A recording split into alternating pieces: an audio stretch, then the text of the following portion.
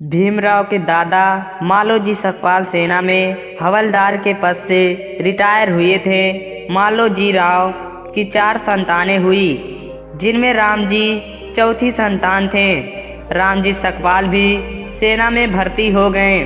उस जमाने में जवानों की फौजी छावनी के स्कूल के द्वारा ईस्ट इंडिया कंपनी के निर्देशानुसार सरकार द्वारा जवानों के बच्चों के लिए दिन में तथा बड़ों के लिए रात की पाठशाला में पढ़ाई कराई जाती थी। ऐसी पाठशाला में शिक्षक बनने हेतु पुणे में एक पतंजी नॉर्मल स्कूल था, जहां से रामजी सकपाल ने डिप्लोमा किया और बाद में यहां शिक्षक बन गए। ऐसे ही सैनिक स्कूल में वह 14 साल तक हेडमास्टर रहे और सूबेदार मेजर की रैंक प्राप्त की। ईस्ट इंडिया कंपनी की आर्मी में लड़के लड़कियों निःशुल्क शिक्षा जरूरी थी। अनिवार्य शिक्षा के इस नियम से सैनिक व महार परिवारों को पढ़ने लिखने का अवसर मिल गया, जबकि इनसे बाहर जात पात, छुआछूत व हिंदू धर्म के बंधनों के कारण अछूतों के लिए स्कूलों के दरवाजे बंद थे।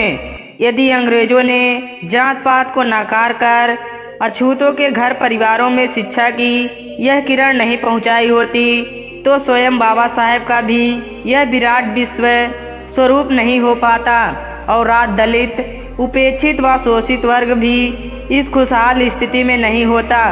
सूबेदार रामजी सकपाल जब आर्मी में जवान थे तो रत्नागिरी के कोंकण महार जाति के धर्म मुड़वाकर सूबेदार मेजर थे। आर्थिक दृष्टि से मजबूत स्थिति में थे। धर्मोजी की पहचान रामजी से हुई तो वह उन्हें भाग गए और अपनी बेटी भीमाबाई के रिश्ते के लिए उचित लगे। सन 1865 में 20 वर्ष के रामजी सकपाल व 13 वर्ष की भीमाबाई का विवाह हुआ। रामजी हर खेल में प्रवीण, होनहार व काफ़ी प्रतिभाशाली थे।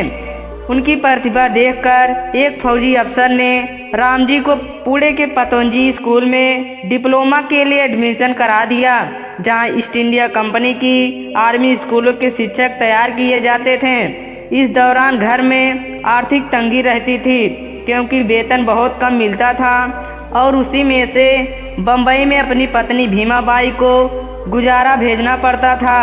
हालांकि पीहर पक्ष पैसों वाला था, लेकिन यह ससुराल में भी मजदूरी करने में कभी संकोच नहीं किए। राम जी की बहन मीराबाई थोड़ी विकलांग थी, जो राम जी के परिवार के साथ ही रहती थी। पुणे के पतंजी स्कूल से डिप्लोमा करने के बाद रामजी फौजी छावनी स्कूल में अध्यापक व बाद में प्रधानाध्यापक तक पहुँचे। 14 साल तक वे प्रधानाध्यापक रहे और उनकी सराहनीय सेवाओं के कारण सूबेदार मेजर पद का प्रमोशन मिला।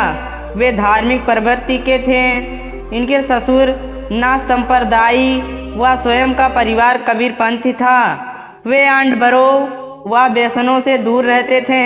आर्मी के अंदर इनकी लीडरशिप की काफ़ी सराहना होती थी। परिवार बड़ा होने के कारण आर्थिक स्थिति ज़्यादा अच्छी नहीं थी, इसलिए भीमाबाई ने भी आर्थिक तंगी की स्थिति में पूरा सहयोग किया।